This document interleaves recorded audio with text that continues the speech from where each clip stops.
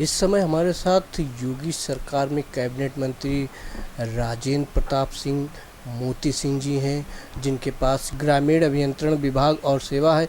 तो जानते हैं कि आगे क्या करने वाले सर। आपने देखा कि हमारी सरकार ने जितनी भी कल्याणकारी योजनाएं जनहित की थी वो सब लागू किया, उसका प्रभाव दिख रहा है।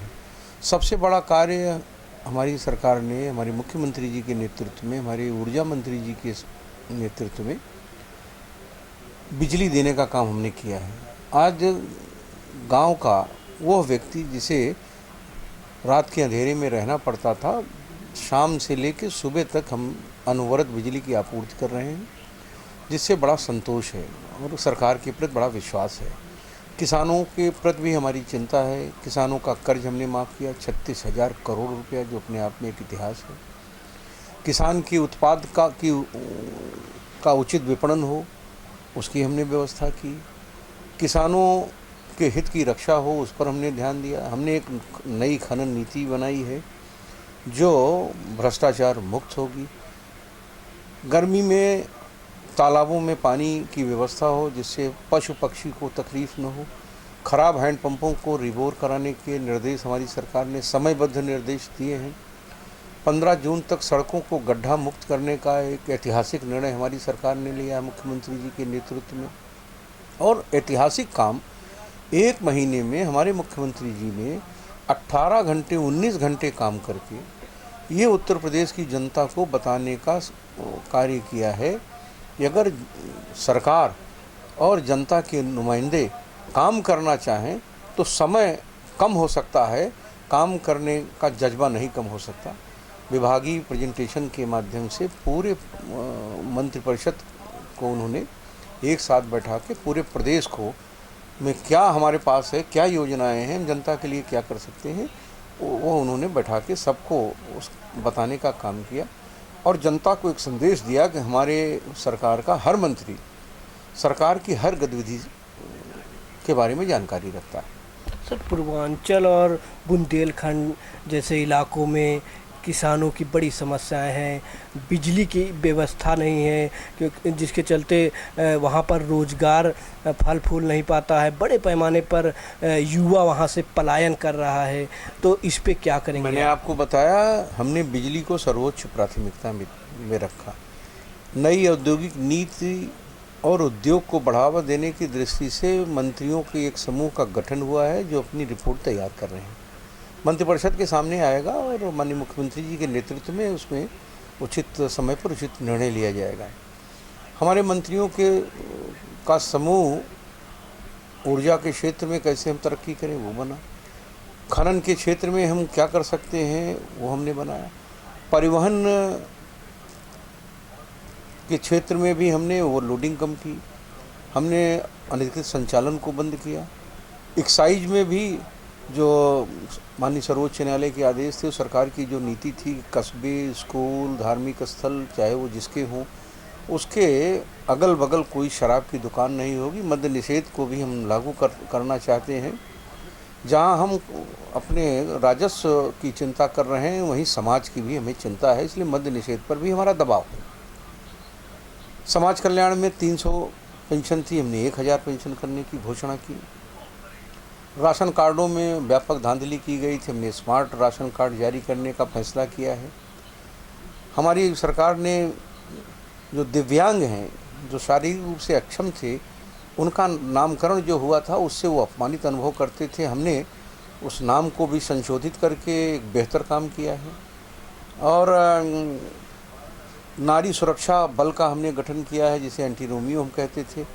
हम लोगों ने अनुभव किया, उसका संशोधन किया कि वो नारी सुरक्षा दल के नाम से हमने गठन किया है, जो महिलाओं की सुरक्षा की चिंता करेगा। कानून व्यवस्था की दृष्टि से आप ये अनुभव कर रहे हैं कि जो पिछले 5 वर्षों में खराब स्थिति थी, एक काफ़ी सुधार आपके सामने है। तो ये सब काम ऐसे काम हैं कि हम शिक्षा के क्षेत्र में हमारे विद्यालयों में उपस्थिति ठीक हो, अध्यापक समय से जाएं। कार्यालय में भी आपने ये महसूस किया होगा कि 9:30 बजे का मतलब अब 9:30 बजे हो गया है। हमारे जो सरकारी कार्यालय हैं उसमें कार्यरत अधिकारी और कर्मचारी समय से आने का उन्होंने काम शुरू कर दिया है, जिससे कार्यदक्षता भी हमारी बढ़ी है। उसमें किसी भी प्रकार की शिथिलता पाई जाएगी तो हम उन्हें दंडित भी करेंगे। जो अच्छा काम करेंगे उन्हें पुरस्कार भी दिया जाएगा। सर, केंद्र में मोदी सरकार बनी, मोदी सरकार ने कहा कि मुस्लिम महिलाओं को जो है उनका अधिकार दिलाया जाएगा। उत्तर प्रदेश में योगी सरकार बनी, उसके बाद जिस तरीके से 3 तलाक पर महिलाएं जो है, मुस्लिम महिलाएं मुखर होकर अपनी आवाज़ उठा रही हैं, तो क्या अब 3 तलाक जो है बहुत जल्द जो है संवैधानिक दायरे में आएगा? मैंने आपसे कहा ना, 3 तलाक पर भारतीय जनता पार्टी का जो मत है उसके पीछे मानवीय दृष्टिकोण है। वो भी महिला हैं, उनके साथ ज़्यादती हो रही थी।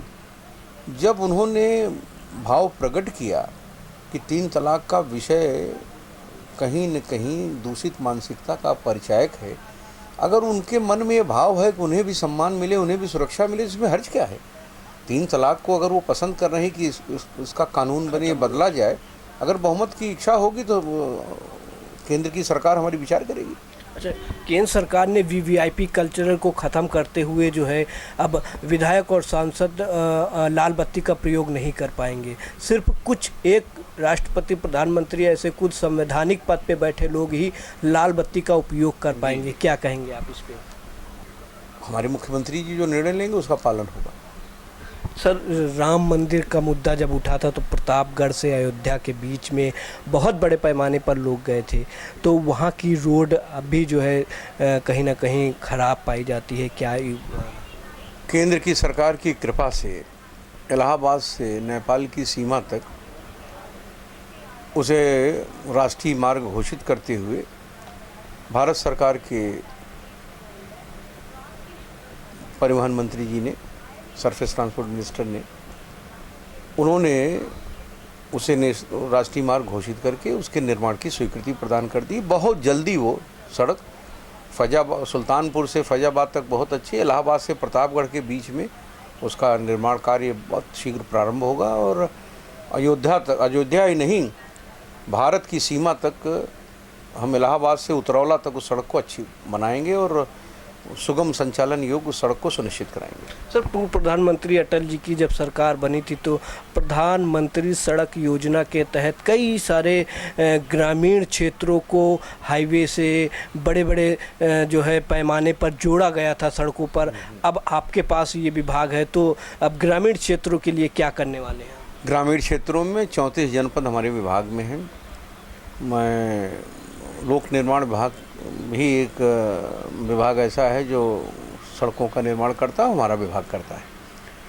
लोक निर्माण विभाग के पास विभिन्न योजनाओं के बहुत कार्य हैं, जिससे वो कार्य अधिक के कारण जो डिलीवरी हम लोग चाहते हैं वो चाहते हुए भी नहीं दे पा रहे हैं।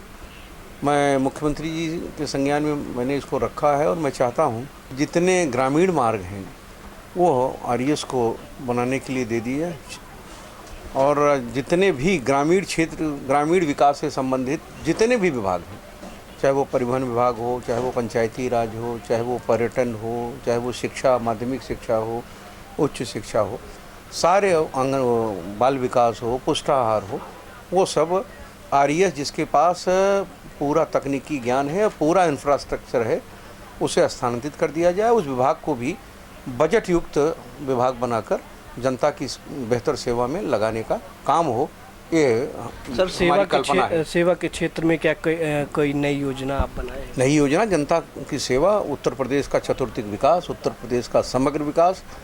आदरणीय मुख्यमंत्री जी जो हमारे योग्य मुख्यमंत्री हैं योगी आदित्यनाथ जी, उनके नेतृत्व में उत्तर प्रदेश को आगे। अच्छा, उनके नेतृत्व में क्या जो है राम मंदिर बन जाएगा इसी काल में? मैंने आपसे कहा ना कि राम हमारी आस्था से जुड़े हैं।